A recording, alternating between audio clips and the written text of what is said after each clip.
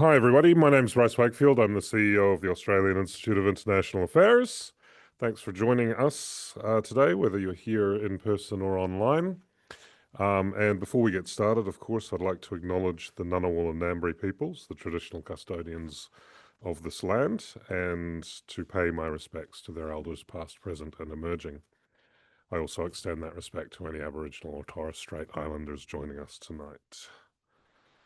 I suspect a lot of you already know the Institute, but for those of you who are new to the AIIA, we're a non-partisan membership-based organisation.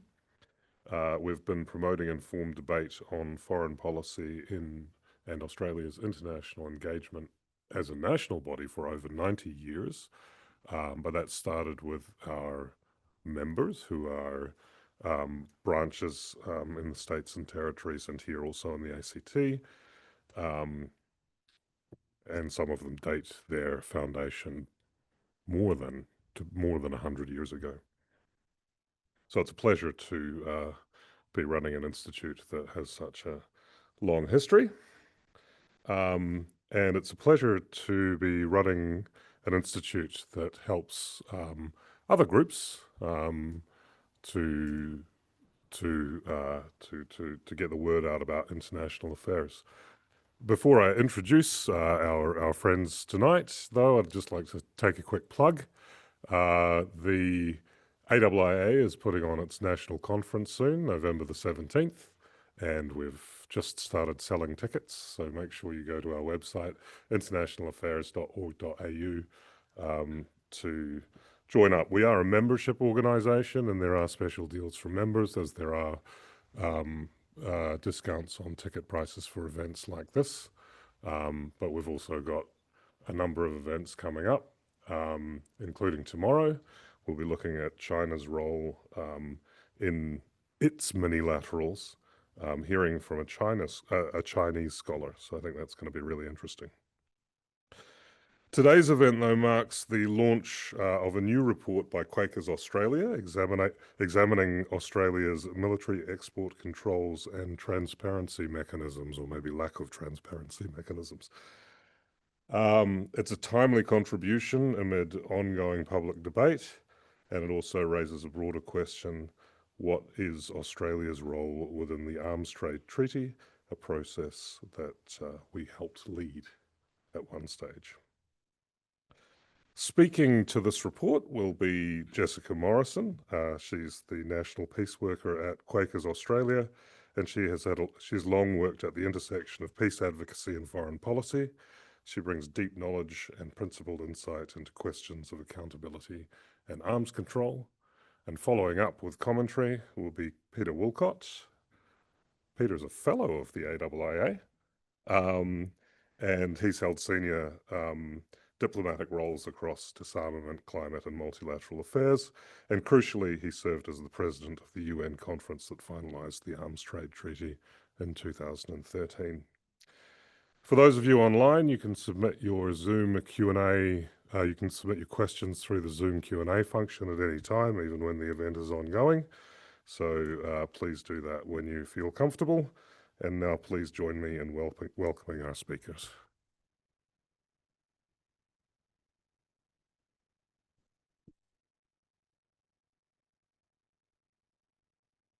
Thank you, Bryce, and the Institute for having us.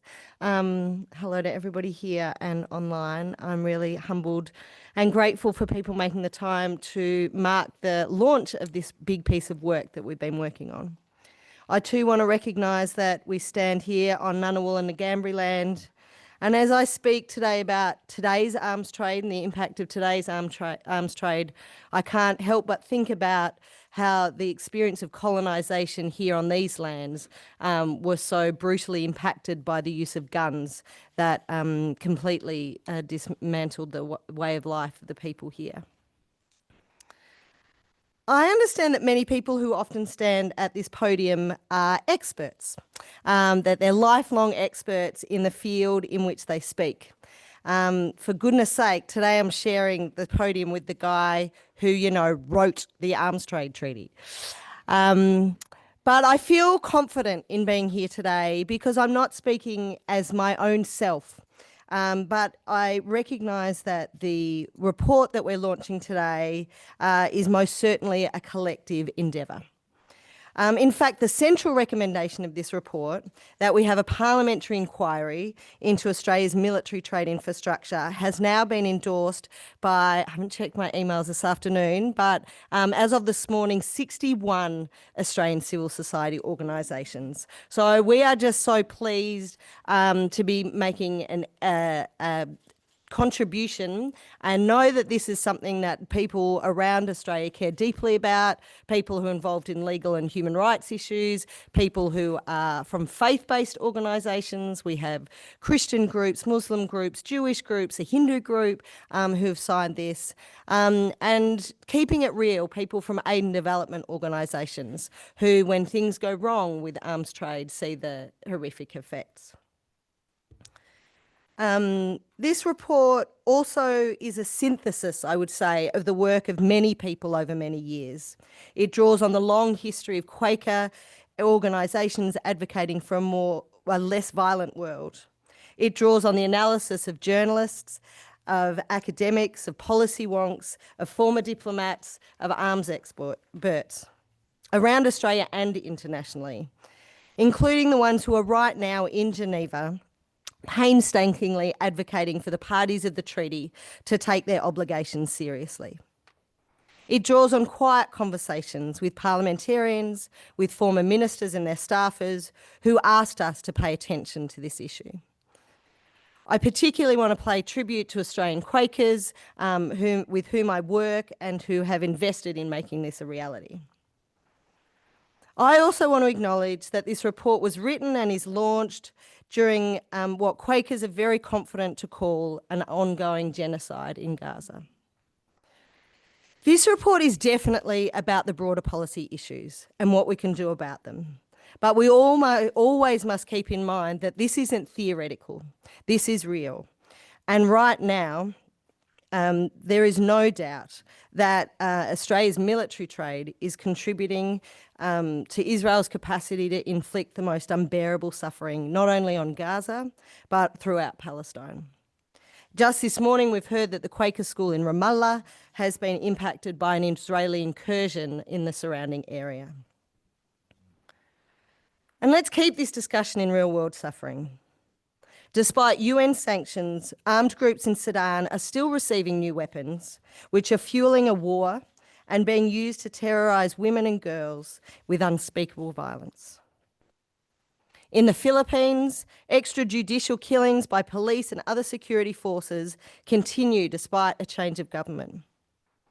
2 years ago, border guards in Saudi Arabia opened fire on refugees, killing hundreds. Amnesty reports scores of unlawful killings in West Papua by the Indonesian military. And as I've just mentioned, despite international condemnations of Israel's relentless bombardments of Gaza and calls for the world to stop arming, Israeli fighter planes continue to receive a constant supply of spare parts from around the world, including Australia. There are many other places in the world where there is immense violence. However, in all these particular incidents, it is possible, and in some cases probable, that Australian-made ammunition, weapons or components were used in these horrific acts of violence.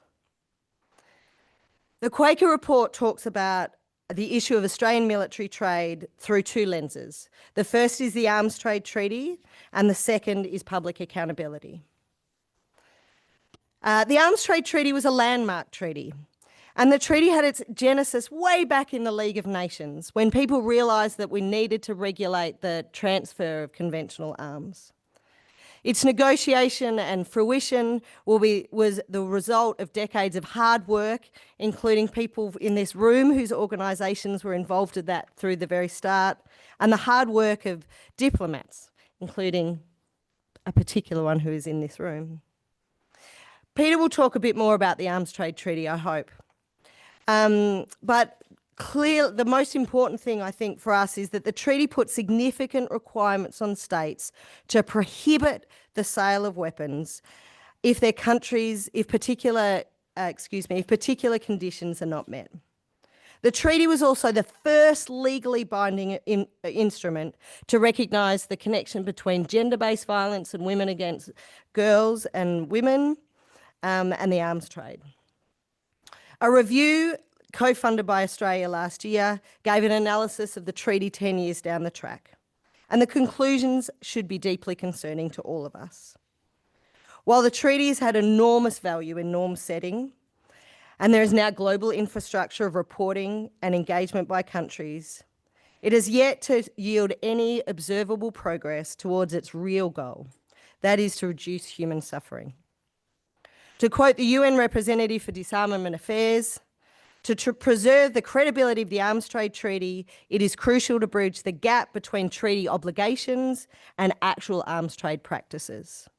Or more bluntly, from the Arms Trade Treaty Monitor, countries need to prioritise humanitarian concerns over national interests. And unfortunately, while Australia, being a key negotiator and advocate of the treaty, is not leading the way. In fact, just last week, we've got a new report from the Arms Trade Treaty Monitor that looked at last year's, the 2004 reports, and it said again that Australian reports remain not meaningfully transparent. Germany, albeit under a court case in the International Court of Justice, has suspended arms sales to Israel given the current genocide. However, Australia has not. And this isn't the first time that Australia's response to horrific human rights abuses hasn't led to a cessation of military exports. In 2020, the UN Human Rights Council reported on human rights violations in Yemen. In response, many countries halted their sales to Saudi Arabia and the UAE. However, Australia continued exports, despite direct calls from local human rights organisations for them to stop. One of the shortcomings of the treaty is that it relies on self-assessments of compliance. So public transparency is required as an accountability mechanism for countries to be able to show their obligations. Which brings us to our second point. The criticisms of the lack of transparency in Australian military systems come from very diverse sources. Michael Shoebridge, the director and founder of Strategic Analysis Australia, said that Australia's defence export systems are at best opaque and at worst negligently poor. Professor Ben Saul, Australia's UN Special Rapporteur for Human Rights and Counterterrorism, said that there is no justification for the current level of secrecy. Amnesty, Save the Children, the list goes on. And these criticisms are based on the fact that neither the Australian public nor even the Parliament has a detailed picture of what is being exported, to whom and for what purpose. This is in stark contrast to many European countries that issue spreadsheets of monthly reports of imports and exports so the public can know what's being exported. This means that exports can firstly be exposed to what we Australians like to call the pub test, but it also means that individual trades can be systematically assessed by groups to call them to account if arms sales look like they are not in compliance with the Arms Trade Treaty. This means that Dutch civil society groups have been able to challenge in their courts their government's supply of F-35 parts to Israel, and courts have ruled in their favour. However, in Australia, we've only just found out recently, after relentless questioning, that Australia is indeed directly exporting F-35 parts to Israel. The Australian military export is growing. There is an array of statistics that are released, or sometimes not released, by various government departments, but they are usually more confusing than illuminating. As an example, in the 2023-2024 financial year, the Department of Defence issued $100 billion of defence export permits. For those of us not used to thinking in billions, which I certainly am not, $100 billion is about the annual value of our iron ore exports. So clearly, we are not exporting or planning to export $100 billion of military exports. The figures is unhelpful. But what all the figures show is that Australia's exports are increasing and probably increasing exponentially. The Arms Trade Treaty Monitor report that I was just referring to shows a jump in Australian exports of major conventional weapons in 2024 from 119 million the year before to 6 billion. The jump is fueled by the Defence Export Strategy, where hundreds of millions of dollars of public money is being injected into the arms manufacturing industry. As Australia grows military exports, there seems to be a particular responsibility to make sure our monitoring systems are up to date and reflecting current best practices to safeguard Australian exports from being used in human rights abuses. The report has a number of specific recommendations that we are asking a parliamentary inquiry to consider. Firstly, we recommend comprehensive public reporting and routine parliamentary scrutiny. This includes disclosing the process in which permit applications are assessed and determined. This particularly needs to include the process of assessments that are happening under the new AUKUS arrangements, which has the potential to completely sidestep Australia's regulatory process. Secondly, particularly given the figures I was just mentioning, our reporting needs to be based on real exports, not just export permits. Thirdly, we recommend shifting regulatory responsibility to the Department of Foreign Affairs and Trade that manage all our other sanctions regimes, so that export decisions are aligned with our international obligation and foreign policy goals, not with the interests of the defence industry. We also recommend strengthening end-use monitoring, including verification of delivery and on-site checks to make sure that exporter items are being used for what they say they are. Australia's lack of meaningful transparency, either to the public or to the Parliament, erodes our credibility as a nation that says it values a rules-based international order. We can do better. Transparency is not impossible. It is already being done by many European countries. And accountability is not unrealistic. It is what responsible democracies should demand. This report is not the final word. It's just an invitation to parliamentarians and policymakers to better align Australia's policy with the urgent need to reduce human suffering, and hopefully a tool for those of us who are going to advocate for that to take it forward. As they say, sunlight is the best disinfectant.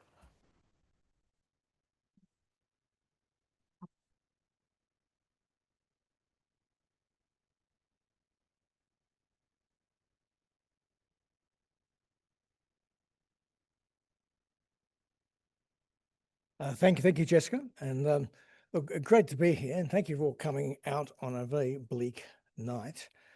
Great to see a number of old friends here as well, and can I particularly acknowledge John Tillerman, who spent a huge amount of time in helping craft the ATT as leader of the Australian delegation on many occasions. So great to see John here, and he'll obviously critique my speech, I suspect. Anyway. Also, it's a great pleasure to share the stage with Jessica Morrison and the Quaker Society. Jessica's brought all her energy and intellect to the Arms Trade Treaty, and the report she's launching tonight is sort of testimony to that, but it's not been cleared by me.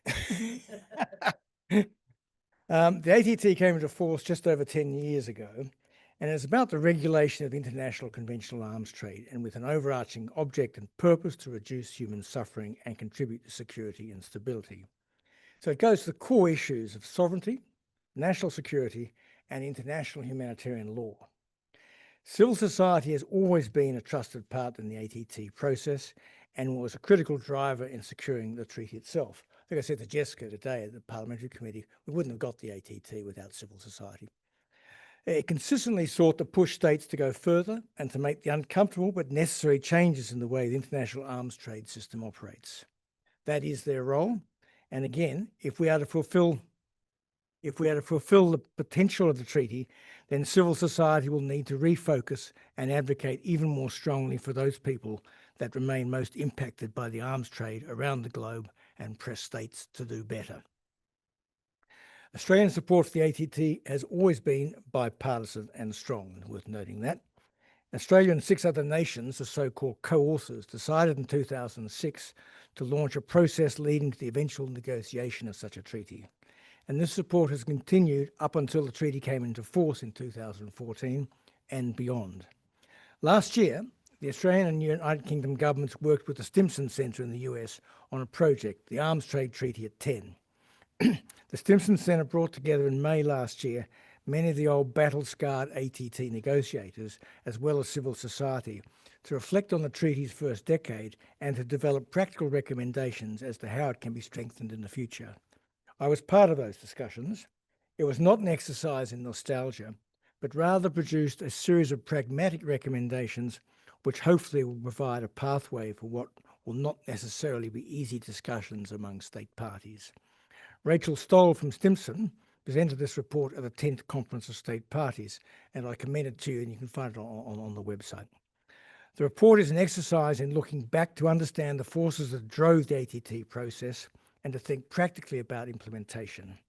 So let's briefly look back. Implementation is hard, made harder because this is such a unique treaty. But fundamental to it was to set out new standards for international trade in conventional arms and provide a multilateral framework for transparency and accountability. An enormous amount of methodical and well-crafted diplomacy went into this exercise, and John will testify to that. But in July 2012, the negotiating conference collapsed. The complexity of the negotiations made agreement hard. This encompassed the opposing interests of both arms exporting and importing nations, those states and much of civil society who favoured a strong humanitarian and human rights-based approach, as well as those vulnerable states most affected by the ability of warlords and gangs to readily acquire deadly weapons. It was Kofi Annan who described the poorly and unregulated trade in small arms as Africa's weapons of mass destruction in slow motion, and I quote. So squaring the circle was not a straightforward matter. On 24 December 2012, the UN General Assembly decided to convene the final UN Conference on the Arms Trade Treaty in March 2013. And I was asked by the then UN Secretary General Ban Ki-moon to preside over the final conference. The resolution which set up the terms for the final conference was well designed, including the provision of an off-ramp to the UN General Assembly should consensus not eventuate. I think one of the key lessons for any multilateral negotiation is to change the dynamics of the negotiation so as to get it away from a developed world versus developing world paradigm. The ATT lent itself to this and were able to build on strong African, Caribbean and Latin American support for an outcome. Their particular concerns with the issue of diversion and the ease of which in an unregulated environment meant that small arms and ammunition readily found their way into the wrong hands, thus undermining peace and security for many states. By strongly factoring these concerns into the negotiations, they formed a loose coalition with the EU and other supporters of a strong outcome. This was critical and should be kept in mind 10 years after. It was also seen as critical to have the big exporters and importers in the tent. This was not to be a treaty of just the like-minded, which has its limitations. On the penultimate day of the negotiations, I produced the third and final text with the help of a range of facilitators. It was on a take-it-or-leave-it basis. There would be no further negotiations. Each of the three texts had been progressively stronger and were presented with the goal of broadening the support of constituency and bringing everyone along.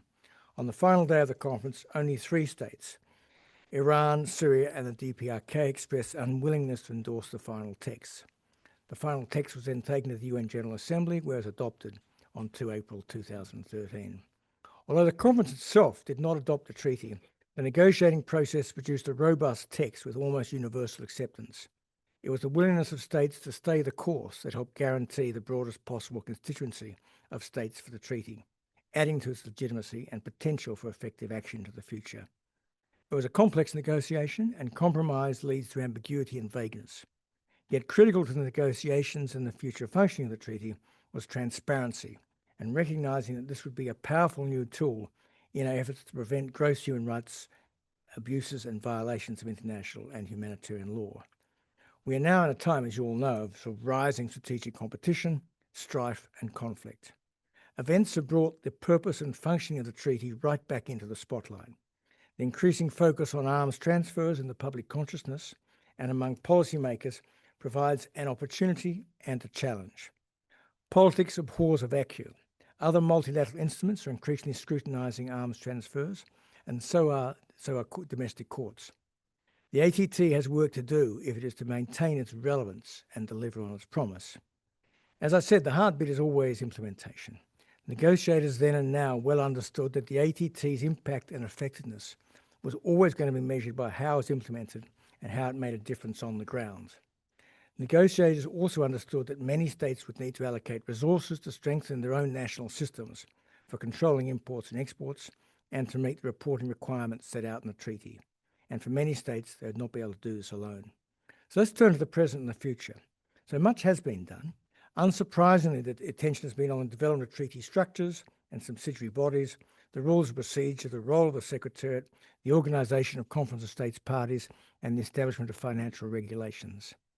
We must also recognise the ATT's achievement in norm setting, universalisation, and the development and enhancement of national control systems. Additionally, the ATT has catalysed the adoption or reforming of numerous national level regulations and statutes relating to the trade in conventional weapons.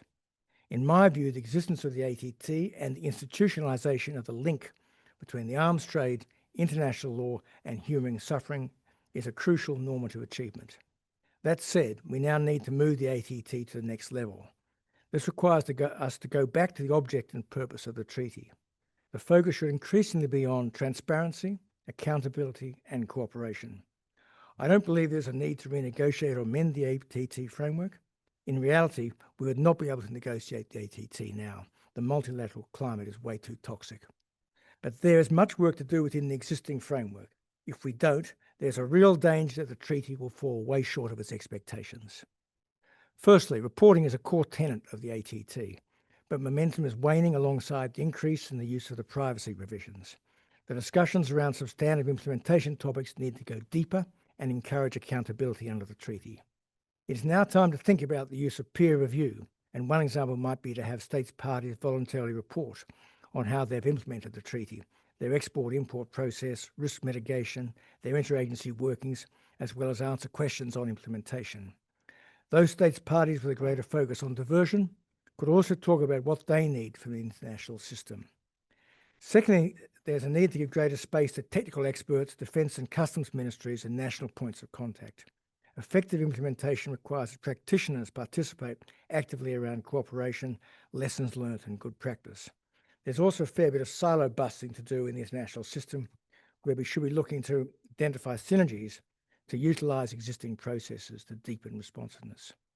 Thirdly, assistance remains crucial, and there is a need for greater flexibility for ensuring that funding follows through and doesn't just end precipitously, and that existing funding arrangements are reviewed to see how they can be more responsive and directly use civil society to support a project in partnership with the state.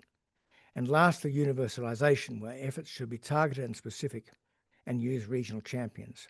We need to reiterate the importance of the ATT framework to importers as well.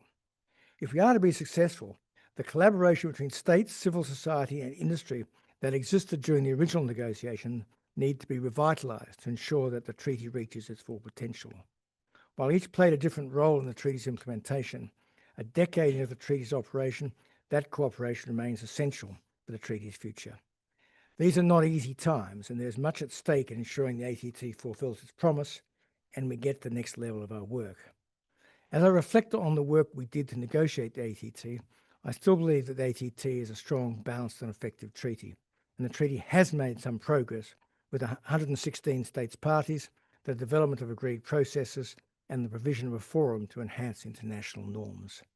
But now is a time for boldness and clarity in ensuring a focus on the full and effective implementation of this treaty to support those states that face critical challenges resulting from the flow of illicit and irresponsible arms, and to bring greater transparency to the arms trade, whereby states are prepared to discuss and explain their decisions. In bringing this treaty into force, we made a commitment to those states and those vulnerable people most impacted by the unregulated and illicit trade in conventional arms. We owe it to them to turn our attention to the serious work of treaty implementation, of moving beyond setting up the treaty's infrastructure, framework and agenda, and we need to roll up our sleeves to get to the real heart of the treaty. We must focus on fulfilling the treaty's obligations regarding the evaluation of arms transfers, the development of risk mitigation measures, and the fulfilment of transparency requirements. So what should Australia do? Well, there are three things we should do, in my view, if we want to strengthen the treaty and get it refocused on its fundamental objects and purposes. The first is straightforward and builds on the work that Australia has already done. That is to work closely with the UK and others in driving the recommendations that came out of the Stimson discussions inside the ACT process itself. My understanding is that the UK will be pushing the idea of a 5-year reform strategy built around the Stimson work at the 11th Conference of States Parties, which is meeting now in Geneva. Secondly, we should back this rhetoric up with concrete demonstrations of our commitment to transparency and accountability in the conventional arms trade. This could include a number of initiatives which will model future best practice in the ATT. This could include providing an additional report on national measures that Australia has taken to implement the treaty across all thematic and functional areas, volunteer to be part of a peer review process at a future states parties to discuss Australia's decisions-making process in the context of treaty obligations, including individual arms transfer cases, and to take questions. A loose model for this, and Caroline Miller will know about this, a loose model for this might be the Universal Periodic Review process of the Human Rights Council in Geneva. And third, the Asia-Pacific lags in the push for universalisation of the treaty. China is a state party and the Philippines recently ratified. We should look to re-energise our efforts with the Pacific Island states and Papua New Guinea, where the risk of diversion of weapons risks fueling conflicts, violence and instability. This needs not simply be about their ratification, but rather longer-term help in establishing the technical expertise to allow them to benefit from the provisions of the treaty, including the marking and tracing of weapons and stockpile management and security. So let me conclude by saying that we're in a period of rapid economic transition, accelerating technological change and geopolitical shifts, which challenge the order that emerged after 1945 and which has served well our interests as a democratic, open and trading nation. The ability to defend our nation and our way of life, to support regional peace and security and to help our allies should be seen, in my view, as a public good. The production and sale of arms is a legitimate process. The right of self-defence is a fundamental principle of international law, and the concept of conventional deterrence is hugely important. This involves the principle that the threat of unacceptable consequences will prevent a potential adversary from taking hostile action. Conventional weapons are developed and purchased, not necessarily so they can be used, but so there's a greater chance that they will not ever have to be used. Credibility is the bedrock of effective deterrence, and this depends on both capabilities and resolve. But there are crucial caveats that we have signed up to through the Arms Trade Treaty. These involve a commitment to reducing human suffering and a fundamental respect for international humanitarian law and human rights. If we sell arms, then we must be prepared to justify that, to provide reassurance that we're acting in our interests and in accordance with our international obligations. Thank you. And obviously, Jessica and I are happy to take questions.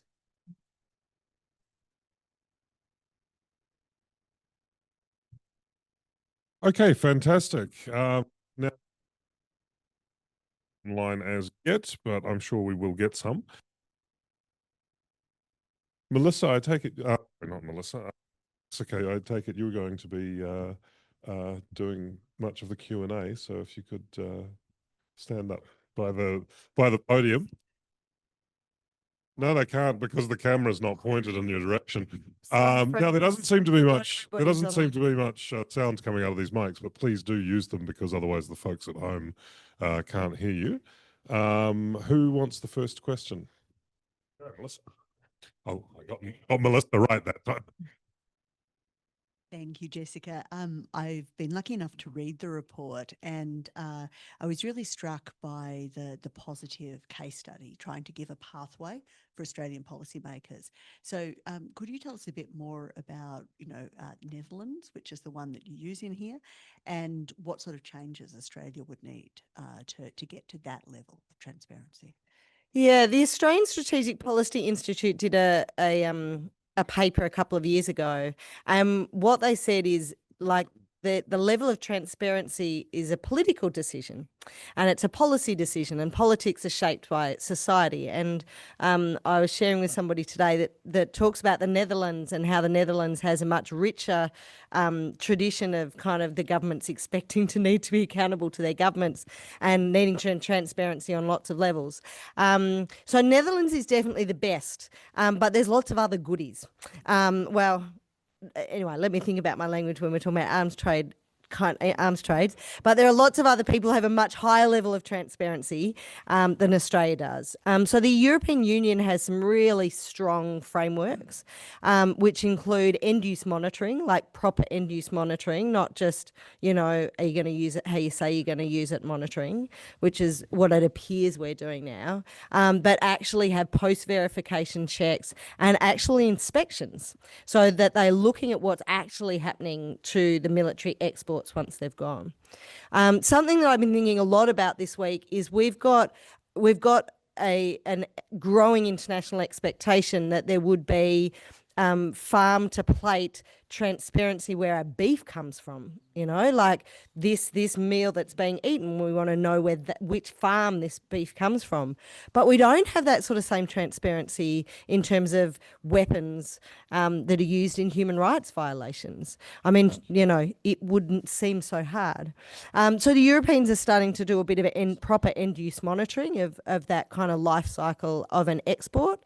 The other thing that Europeans are doing, there are Netherlands and other countries like literally issue spreadsheets of all their exports and all their imports, what they exported, what the value was, where it went, and what the purpose was. Like complete transparency. So it's not an issue of commercial sensitivity or commercial incompetence or state secrets. Like the Europeans have been able to do it. So that's not the barrier. The barrier is political pressure. And what's been great to share today with Peter, and we've been bouncing around Parliament House, is that civil society is key. And so somehow we need to find a way of picking up the mantle and keeping the pressure on so that those things are possible. Because I think your question is twofold. What are they doing and how are they doing it? And they have parliamentary systems of scrutiny. The US, who is no bastion of kind of a great example of arms trade mechanisms, like Australia had to improve our systems to go into AUKUS. We had a whole lot of raft of legislation that meant our systems had to get up with the US's. So in the US, they have congressional kind of disclosure, and those reports are disclosed publicly about it. Once you get to a particular value of exports, everybody knows about it, in the US. So we've just become really comfortable here in Australia. And when I say we, I kind of mean, the Department of Defence has got used to not having to, that nobody asks for it, neither the Parliament or the public asks to kind of go, actually, what's happening here, yeah. I'll stand up, might be easier to hear. I'm Sue Worm from Medical Association for Prevention of War. Thank you very much to Jessica and Peter, and I really look forward to reading the report, which is an extremely important achievement. I want to come back to Jessica's point about bringing our discussions right back to the human impacts, which is what the very purpose of the treaty is about, of course. And particularly, again, the example of Gaza, and again, the example of Australia selling F-35 parts. And when our government recently has been shown to have not disclosed the truth about these, then their only comeback is, well, these are non-lethal parts, which seems almost comical, and yet that's what they're actually saying. So I wonder if and I assume that's not written into the ATT. I haven't read it, but I don't think it talks about lethal versus non-lethal parts. So I just wonder if there's some scope for really publicly and loudly calling out this nonsense about lethal parts versus non-lethal parts, and maybe that's a question for Peter. Can I ask you, I have one question. I'll go first, if I may. I think one of the things that people have said again and again is what happens is once you know what your country's exporting, then you can challenge it. And I've heard again and again in talking to international folks who've been in contact with this and people in politics is how important legal cases are. And I know the Australian Centre for International Justice has had a case previously, and, you know, I don't think that's finished in terms of Australians' exports to Israel, but it's very hard to prosecute what you don't know.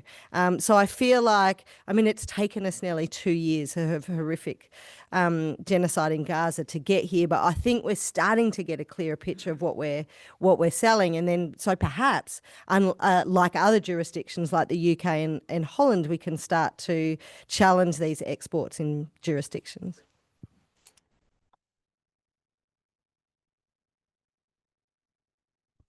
Yeah, when we were negotiating the treaty, and it's Article 4, which refers to parts and components in the treaty, and of course they're subject to the same prohibition provisions in Article 6 and the same assessment provisions in Article 7.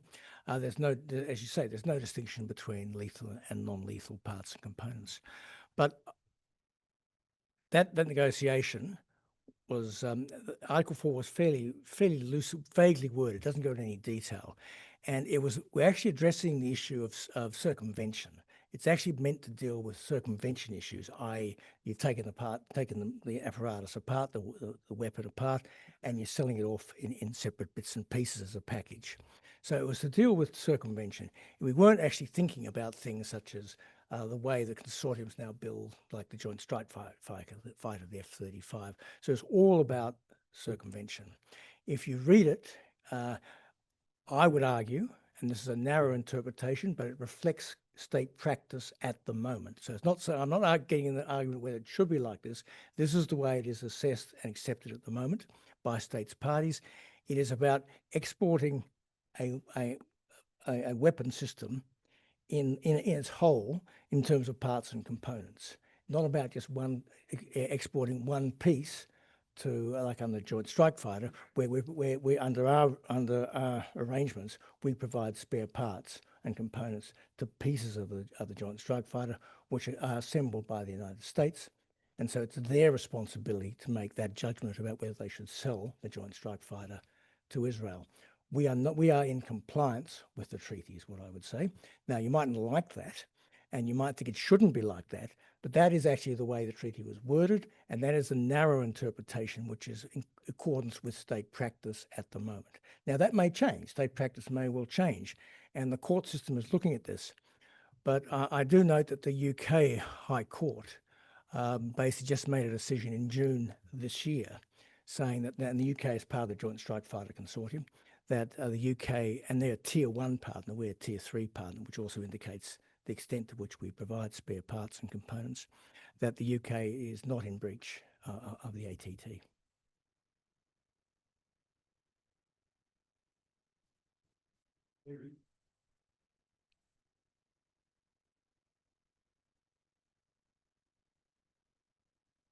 Robbie Tulip from Wellspring Community. I was interested in, Peter, your comment that we're living in a much more toxic environment today than when the treaty was negotiated. And it's, seeing the election of Donald Trump in the US, the war in the Ukraine, Gaza, Sudan, Chinese military expansion.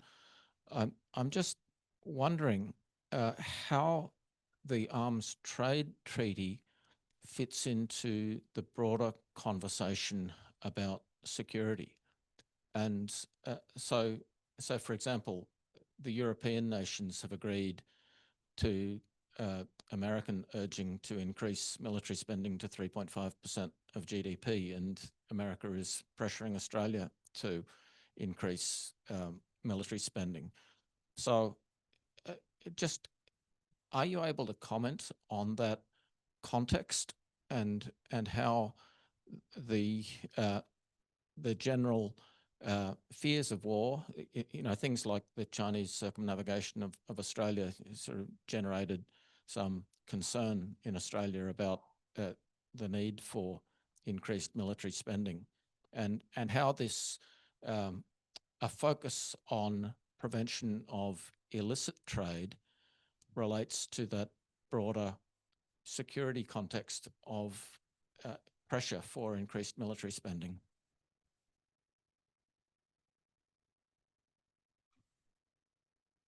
Yeah, that's a very good and very broad, very broad question. In terms of how the multilateral system works at the moment,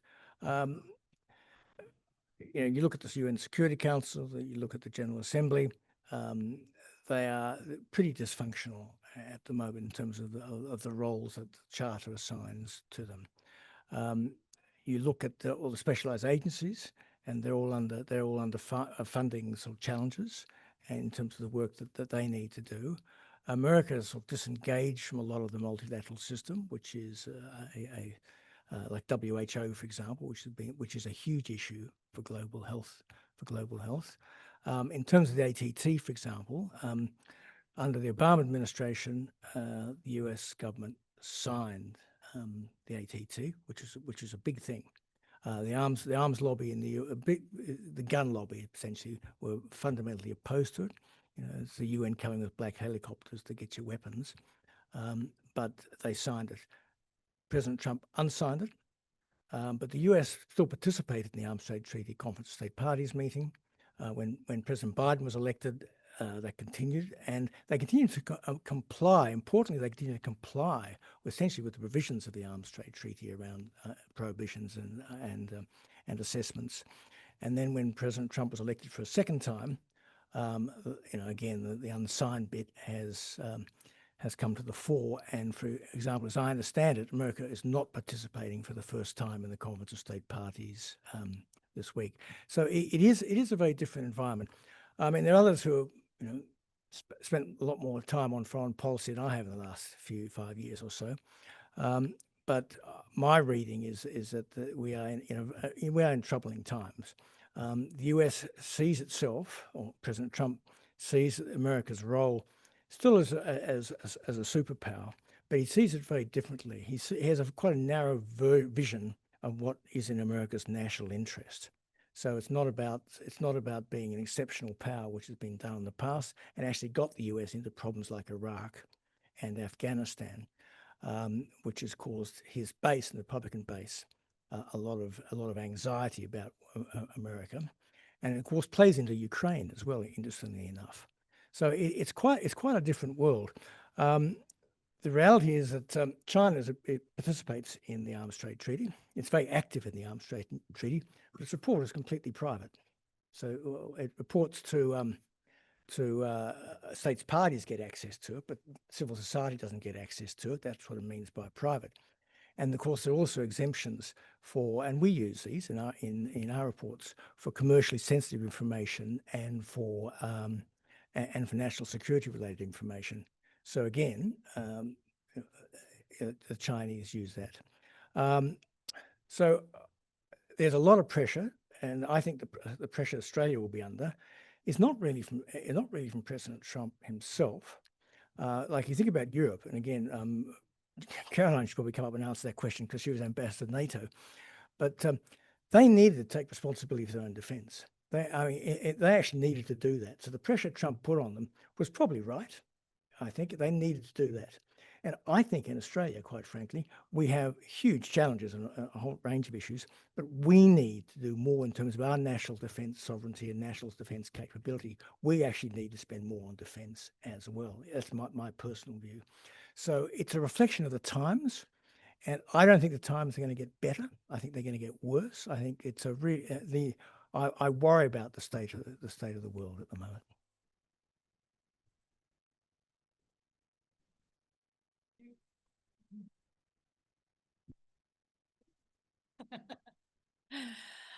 I have a question both for Jessica and Peter. Reflections. I guess it's on picking up some of the elements you've said that civil society played a really important role in the ATT, and I was lucky to be involved in the penultimate conference on the Australian delegation, so I really saw that.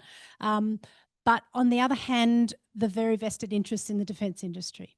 So if we're going to increase transparency in Australia, how do we bring the defence industry on board to show the benefits of that? Because that seems to be an absolutely crucial part of the, I guess, the ecosystem that hasn't really been addressed.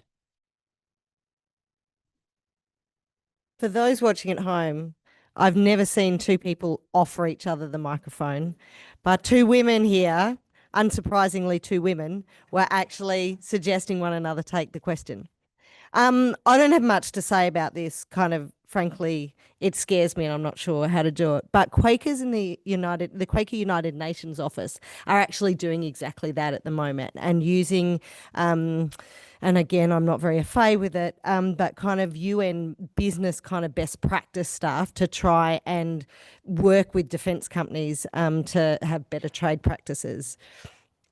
This pacifist head spins just even thinking about that. But there are some organisations that are, including Quakers overseas, who are giving that a crack.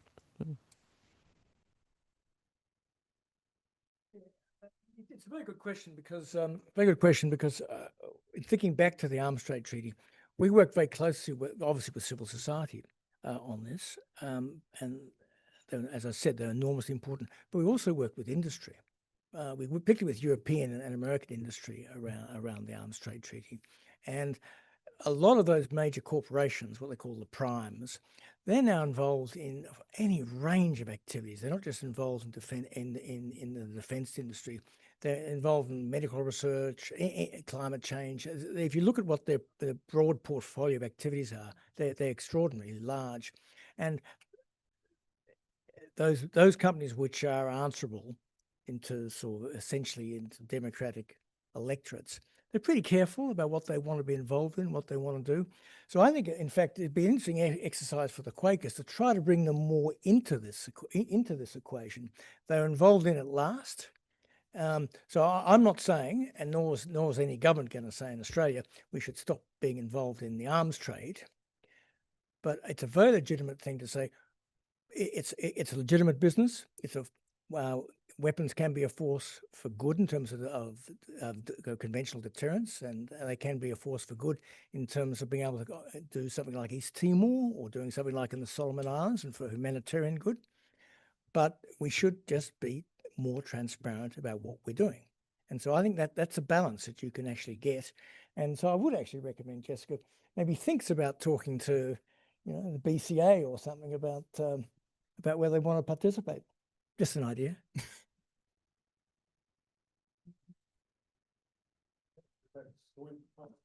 Yeah, we've done it. We're all organised. I'm Gillian Reid, and in my day job, I work in superannuation investment land. And part of my job within sustainable investment is about screening and those definitions around conventional and non-conventional weapons, and what are we excluding, what are we investing in, and what are we not investing in.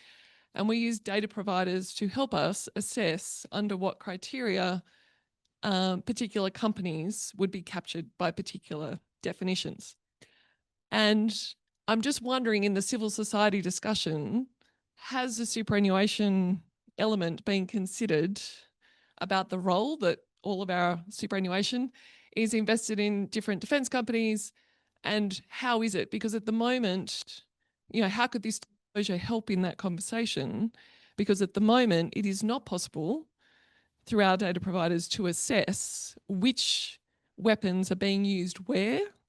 So to then be able to say, okay, that's a conventional weapon, that's fine, but used in this context, not fine. And at the moment, we can't do that. So I'm wondering if that's come up.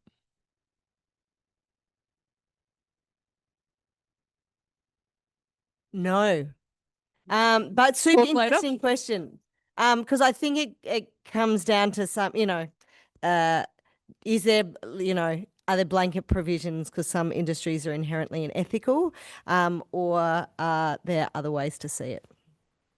Yeah. White phosphorus, fine. Dropped from a large height onto civilian population, not fine. But how do you tell which white phosphorus ended up where?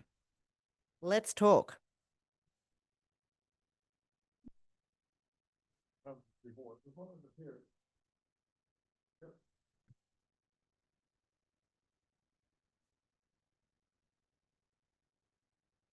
Harold Wilkinson from, I hope this lovely microphone's working.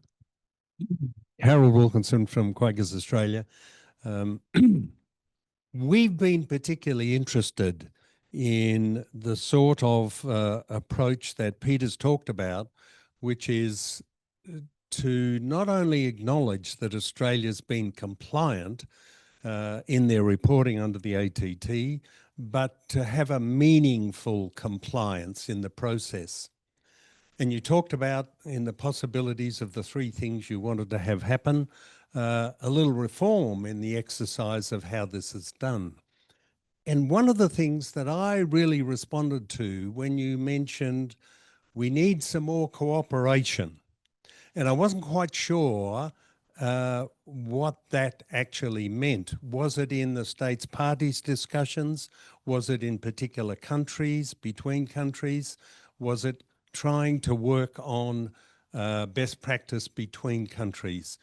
I'm interested in you talking a bit more about cooperation. I like cooperation.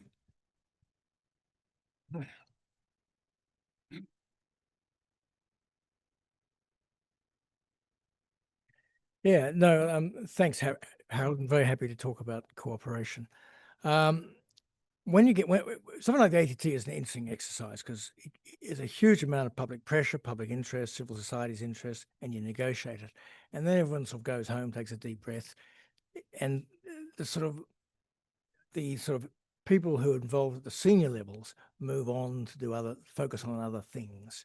And so implementation, and I was in government a long time and done a lot of different jobs. And the one thing I always keep coming back to is how tough implementation is. So it's very easy for government to accept 100 recommendations and then, what happens? And you think about, closing the gap or any range of reports. Now, cooperation can often, sometimes it doesn't involve money, sometimes it does. So when I think about cooperation, I think, okay, how do we work with like-mindeds within the ATT system to basically model best practice and to drive best practice? So we work with them. I also when I think about cooperation, I think about civil society and business groups and working with them as to what we can do.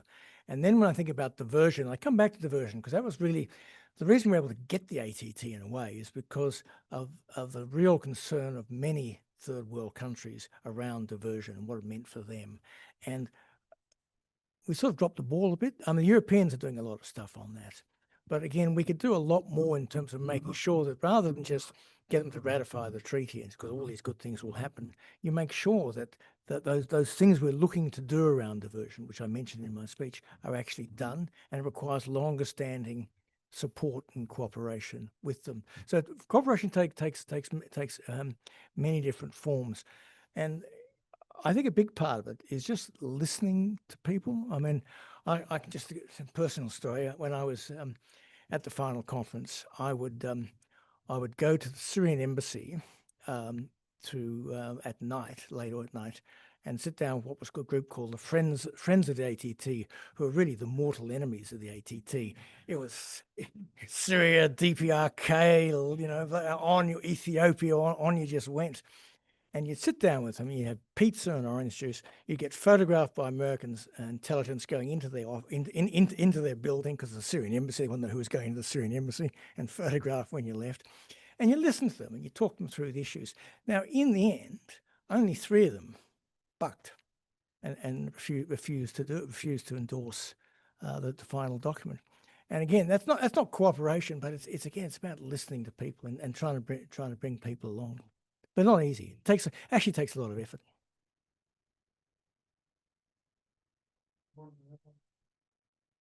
Yeah. I think I'll wrap up. We want one more. Okay, one more. Yeah.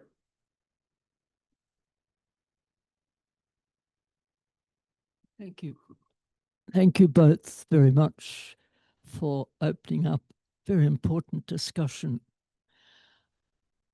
I have to confess that I'm particularly interested in that clause in the Arms Trade Treaty, which was brought into that discussion by the feminists, the women's international NGOs like the Women's International League for Peace and Freedom and other ones like Amnesty International and so on, that this really I almost feel like saying absurd phrase where it says that, and this is one of the points on the summary of the report that the arms trade treaty, in establishing these global standards for forbidding arms sales where there is an overriding risk of them undermining peace and security or being used in serious violations of human rights, especially in or including gender-based violence and violence against women and children. And when people have read those phrases, they've said, what? Where can there ever be the use of armaments which doesn't cause violence against women and children? And there must be some where you have ships firing against each other in the middle of an ocean or something like that. But if we think concretely, and I mean, Gaza has become so absolutely abhorrent that people can't think about it anymore because of this unbelievable violence to human beings, especially to children and women. And it raises for me, and it's not, I'm a Quaker as well as a Wolf woman, that it's, when are we going to, when are this, I'll be very personal about this. I'm also a member of the Labour Party, also in very good company with so many members, life members of the Labour Party, who would rather resign from it because of what the Labour Party has been getting up to through the government.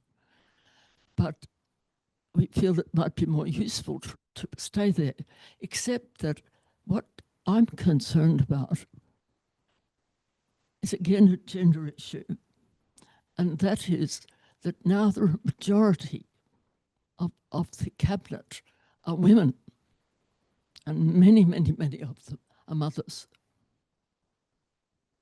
And they haven't been given a chance very much to talk about defence policy, arms trade, AUKUS, the madness of the expenditure on military equipment. And in a sense, you see why that clause is tremendously valuable, because it makes us think concretely about whether the Arms Trade Treaty is working at all. Because if it's working, it should be raising questions and somehow ultimately forcing the arms traders, the Lockheed Martins, the Boeing, manufacturers of the most horrific killing machines human beings have ever invented. To what extent are they held responsible for the consequences of their actions as it relates to what the Arms Trade Treaty is about? Or are they exonerated because we put all of the responsibility on the people who buy these killing machines? I mean, I didn't expect to be talking about this, but it stands out like the unspoken questions that's here with us all the time. And we are very honourable people, amongst other things that we are. And please never forget that.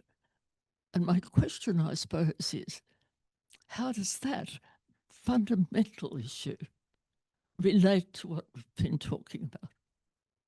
I don't expect you to have a perfect answer.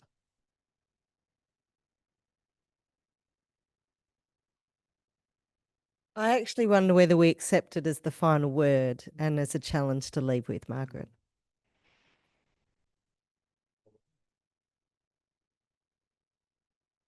Well, thank you very much for coming here and addressing us on it's a very important topic. And yes, I think that will be the final word. And thank you very much for your wisdom tonight. And thanks everybody for coming. Please feel free to stick around for 10, 15 minutes and mingle. There's still some drinks here you can have, and join me in thanking our guests tonight.